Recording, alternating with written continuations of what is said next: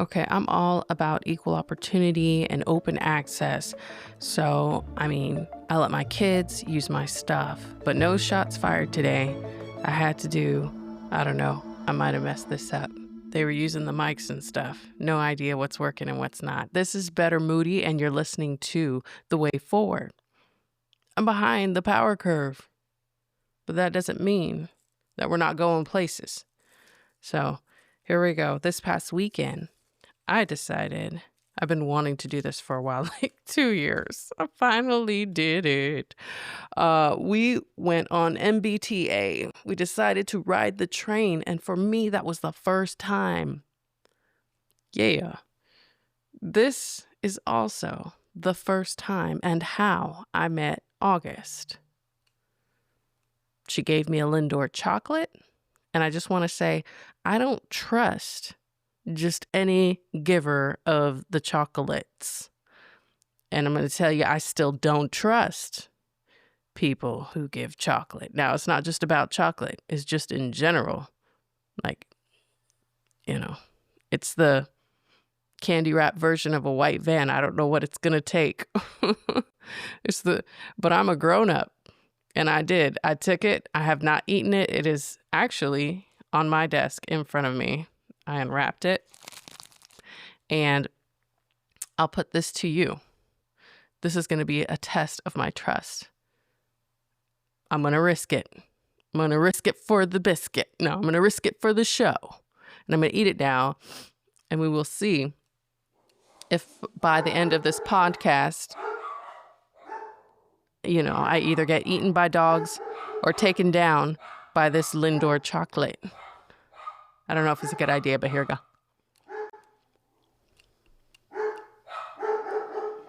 I'm eating. I don't think anyone likes ASMR. You know what? That's like the funniest thing, sidebar. ASMR. It's like the nastiest human action is listening to someone masticate. Sounds like a bad word, right? Chew your food. And listening to that. And then somehow society has decided that this is exciting. And if you put a microphone on it, all of a sudden it's a thing. It's been that way for a while. Well, whatever was in that piece of chocolate, it's down the hatch now. I'm going to take another sip. My chamomile tea. All right. I'm a risk taker. Yeah, I don't know if that was a good idea, but how long does it take for arsenic or ricin to work anyway? More to follow. All right, so back into the story. I got to see a conductor. Yes, like the one on Polar Express. And he was a black dude, and he was not Tom Hanks, but he was very happy, and that made me happy. And I was like, oh, hell yes, let's go. We're going on a train ride. And it was not bad. I've been scared. I've been scared of germs. I just not knowing what to expect. But it was fairly quick. I was in the seat that was facing the rear, so that was a little awkward. On the ride back, I was facing forward. But, you're not driving. So you get to hang out and cut up with the kids. And that was really nice because I'm always in the driver's seat, people. So there were a group of kids in front of me headed to Boston to see what they could get into. And then there was someone sleeping behind me. Yes, I had to peep it out because of everything, because of the world that we live in. Making sure I check my surroundings. I got to see, we departed. We were at North Station, end of the line. And I get out and I'm like, okay, it's cold. It's a cold day and it's windy.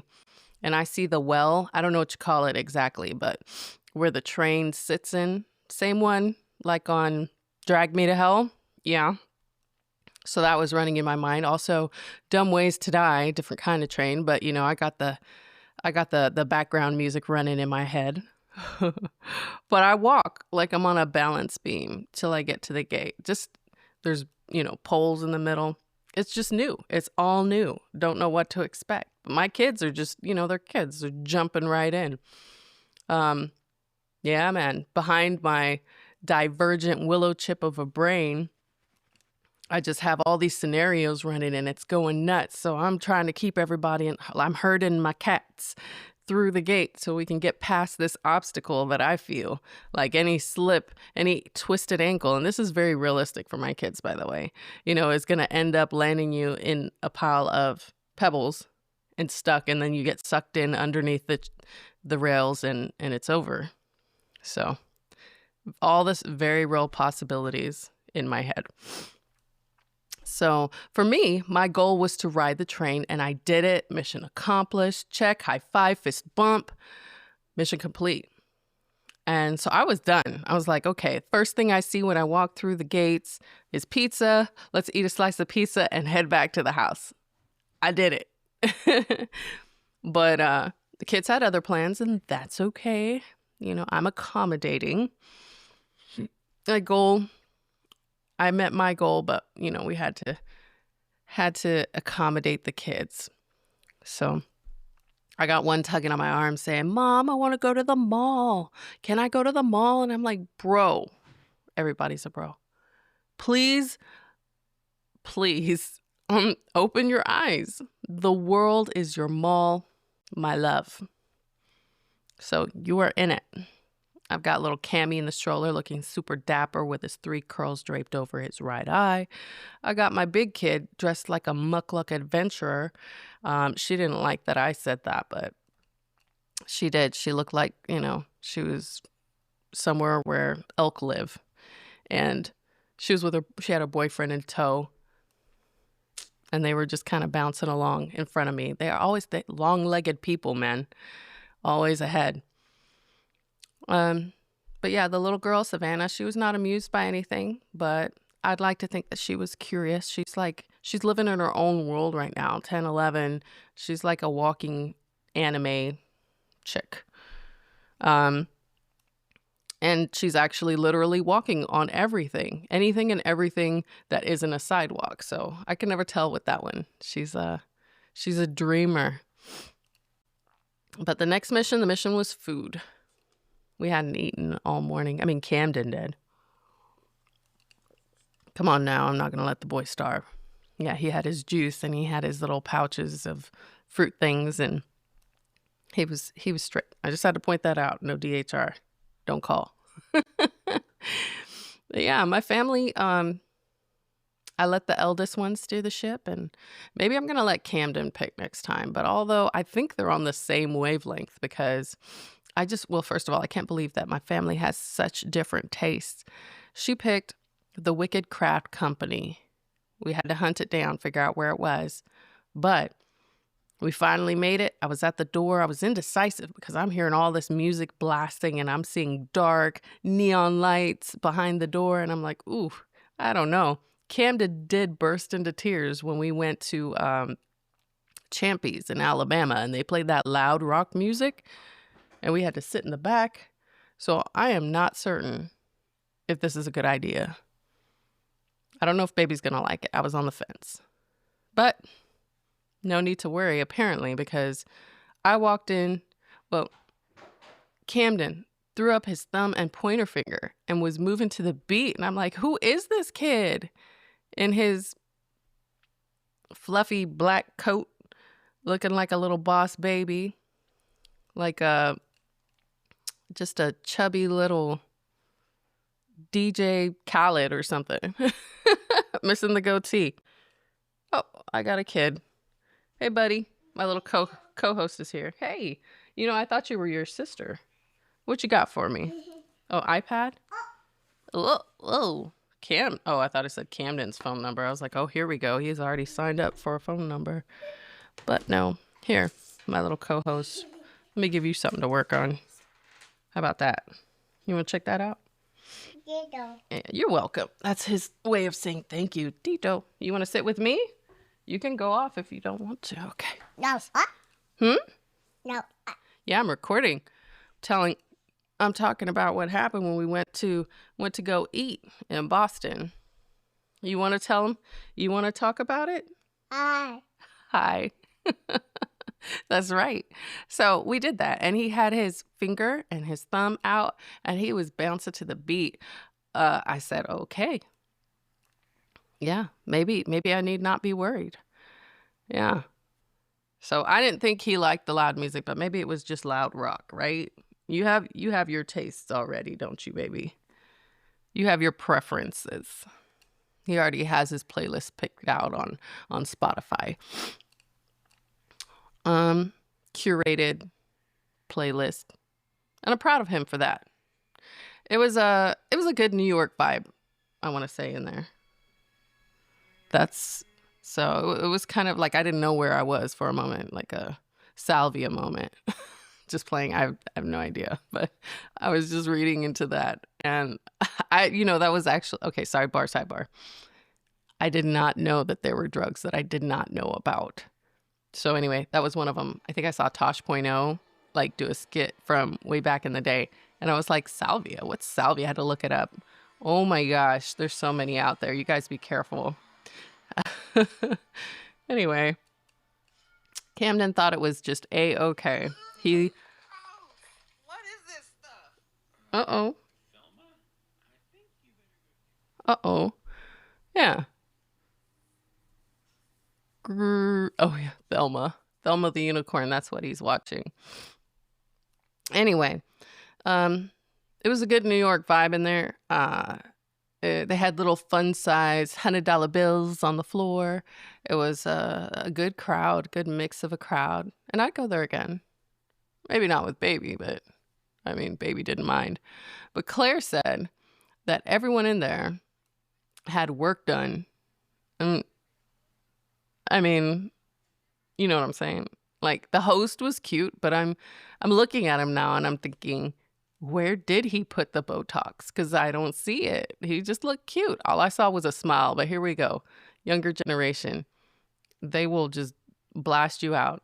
They will put you on Front Street. It was a fun joint though. And despite all the Botox, I mean, there were some people it was very obvious, like really puffy lips, like fluffy, puffy pillow lips. And I was like, yeah, I see that, but not the host. The host was just looking good. Anyway, I didn't see it, but it was fun. And you should check it out. If you want to watch sports with a bottle of Prosecco and maybe a confetti pop here or there while listening to some Drake, that's the place to go. I did not know that club vibes could exist in broad daylight because this was like brunch time. But hey, let the party keep on rolling. It was good. People were happy and that works for me. So I'm just going to say, when you are a provider, you get into provider mode. I think there is no greater joy than just knowing that you did it right and you are facilitating the happy. So in this case, I'm seeing laughter, full bellies, and that's how I know. Check. Mission complete, did it right. So that's 2 missions complete. So I am winning on this day. So fast forward through some parks, swinging on benches, chasing pigeons. I didn't do that. Camden did it. Past the large random turd that everybody swerved around. Yes, there was a real live turd. Like it could have had its own booth and handed out brochures and gotten a lot of just views on YouTube. I mean, it got a lot of views IRL. So Instagram, TikTok, I mean, it was a real famous turd. I still say there was no way that it was human. But if it was, I'm just saying someone needs to eat some more celery, some quinoa, get some fiber in your system. No, that's not the right one. I forget. Okay, anyway, no one cares. Don't be modest. Tell the truth. Like, I mean, I know you're like, oh my God, why was she? Yeah, if you have to see it, I'm just saying you might as well look at it, right? So yes, I did not pull out my little red spoon and vial and take a sample, send it to the lab. But my eyes did witness that. And that guy will never know how famous his poop was on a Sunday. So I'm sure it's gone. Hopefully, dear Jesus. But anyway, it was just crazy. Makes you reconsider walking in the park. But fast forward some more. My oldest kid, runs off and she's chasing her boyfriend with her dead phone. I repeat, her dead phone. What are you doing? I felt like I had lost my kid in Walmart and I'm looking under. I'm like, this is a whole city. What are we doing? And anyway, I am contemplating whether or not I should just leave her ass and head back home because Mama does not want to miss the train. But since she was acting like she was 5, I stayed outside. I didn't know if I could trust that. So I stayed outside. I was going to end up having to, she was going to have to call an Uber, or I was going to end up having to come back to Boston and pick her up. And that was not happening. So I stayed outside for 5 more minutes. And she ran me down, out of breath. So apparently she had, in that short amount of time, asked all of the conductors and all of the people in orange yellow vests, if they had seen her mom. So I must be pretty distinct and stand out for her to be asking everyone, have you seen my mom? I don't know how she described me. I don't want to know. But they didn't see me, but she did. And that was great because we were there ready to head back. And it was a pretty great day. So my wayward child.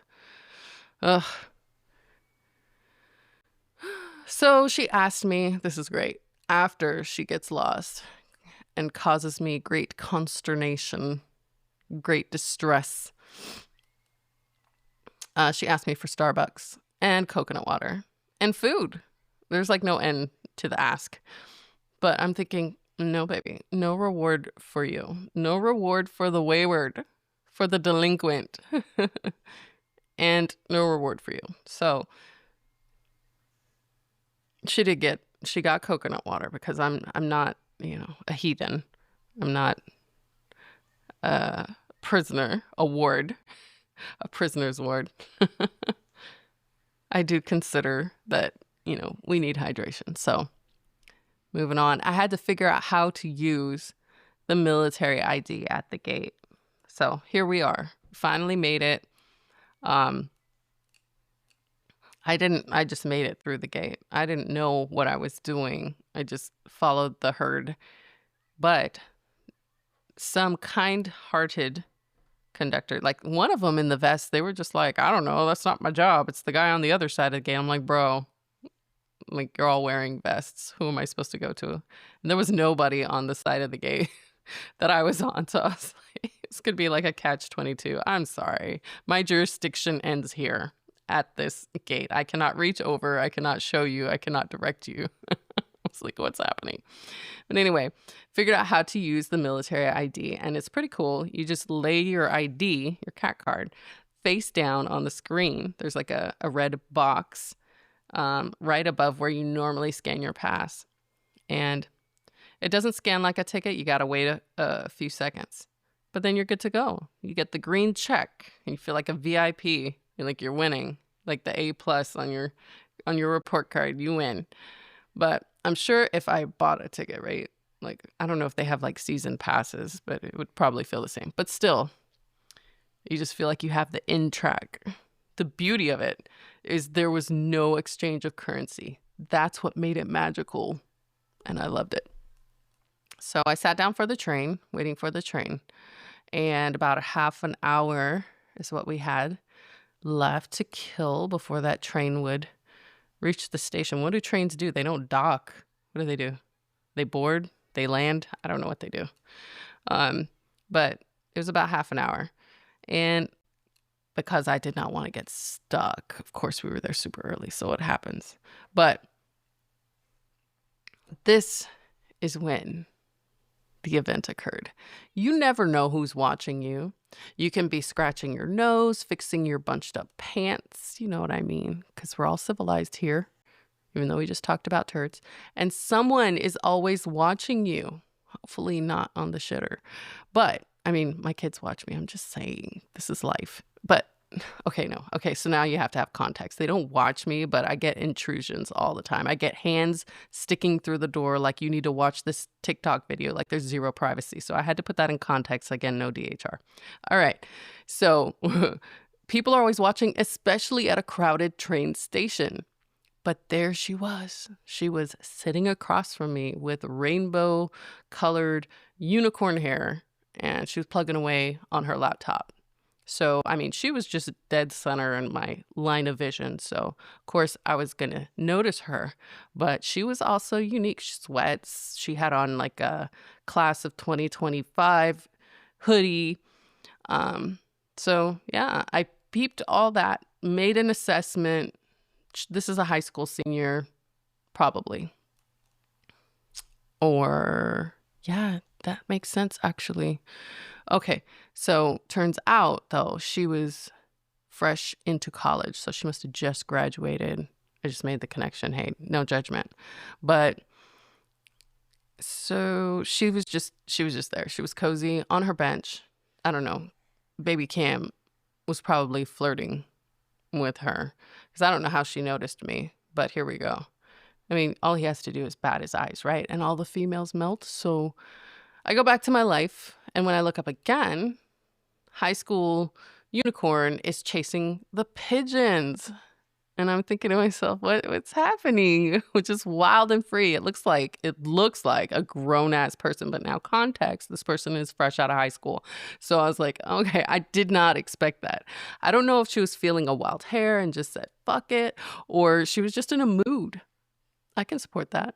But, I'm feeling it. Get them pigeons, girl. I mean, if that is what is going on in your world, I fully support you. I cannot help but respond to a mood on display. So I don't know. I was probably laughing or giggling or whatever. Who can help that? Just wild abandon. But so cut to a few minutes later, and here's unicorn girl again, and she's 2 feet from me, holding out a bag of Lindor chocolates. So I'm just like, look at this just overabundance of innocence. And I'm just, I'm just full. I'm like, how? This is unreal. This world seems like a rainbow along with your hair. I mean, I'm getting it. It's the whole mood for the day. It's a party. It's wild. It's free. It's safe. Sure. I mean, my defenses are down now, so I don't trust anyone. Let's remember that. I'm a soldier. I don't trust, Trust but verify. Yeah.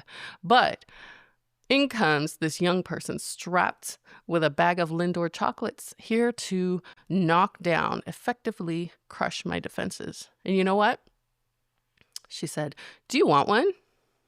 Do I want one? I mean, do I look like somebody who is going to take candy from, yes. Yes, the answer is yes, I want one. I want a Lindor chocolate, please.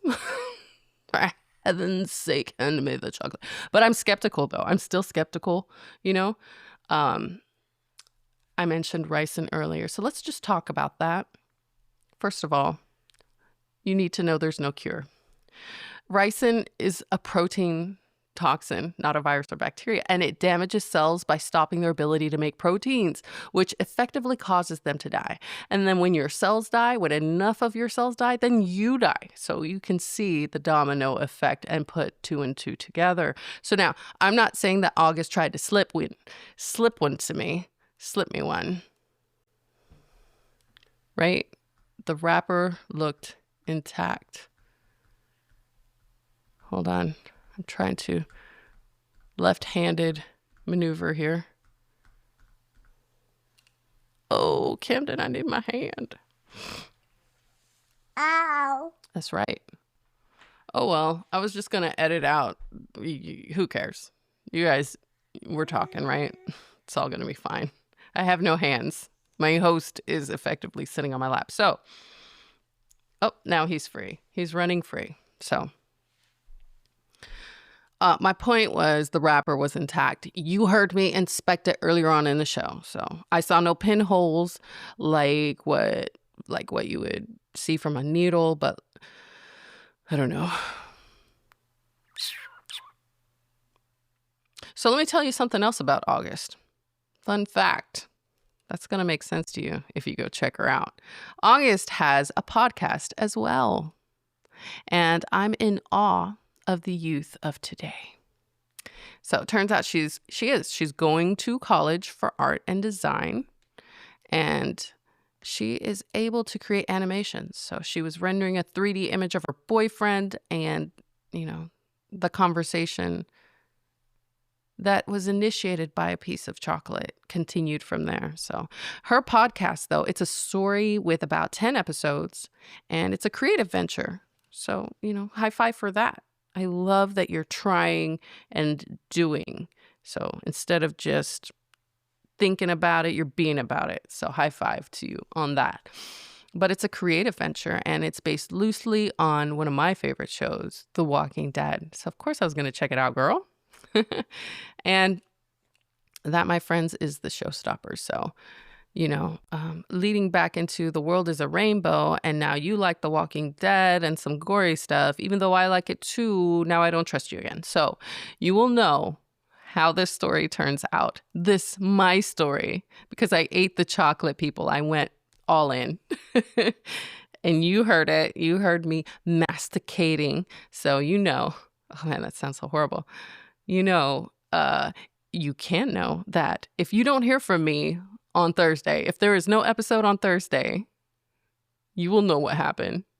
So stay tuned to see if August handed me, a little grenade as a gesture of friendship, or if it was truly